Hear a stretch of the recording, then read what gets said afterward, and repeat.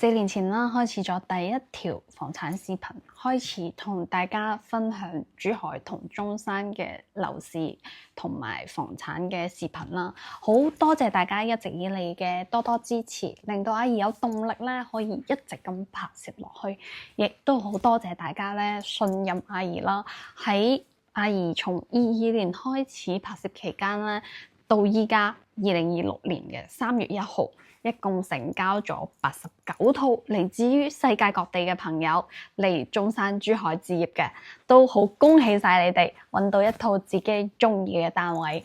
係啊，今日咧就同大家分享翻阿姨嘅心路歷程啦，同埋啦阿姨喺珠海嘅公司以及阿姨個人嘅一個比較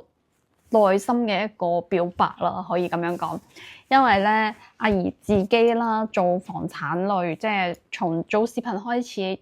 前面都已經累積咗好多年嘅一個房產經驗啦，所以啦都比較有經驗嘅，同埋一定可以幫大家揾到自己心儀嘅一個單位啦，心儀嘅一套中意嘅屋苑，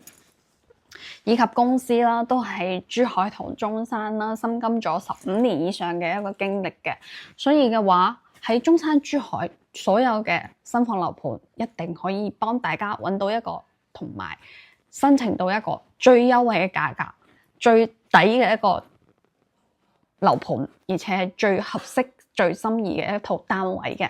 呢個咧就係我覺得一定係累積嘅力量、堅持嘅力量，每幫到一位業主攞低自己中意嘅單位，而且係最優惠嘅價格，我都覺得好欣慰嘅，因為呢個就係阿姨一直以嚟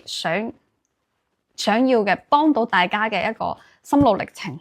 同埋咧大家都好相信阿姨，阿姨都覺得好開心、好欣慰嘅。所以咧，如果你係想了解中山、珠海嘅樓盤市場，記得多多關注我哋，我哋下期再見，拜拜。